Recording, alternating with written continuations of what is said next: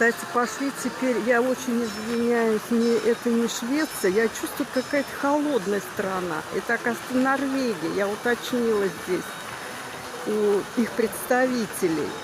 Теперь пошли мужчины, пенсионеры, показывают свою программу у нас на площади в Бургасе.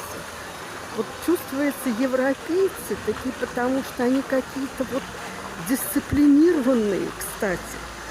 Очень дисциплинированные. Вот они показывают теперь свою программу. Сначала женщины, я их назвала, что они из Швеции. Нет, это Норвегия. Тоже холодная страна. Но они такие гармоничные.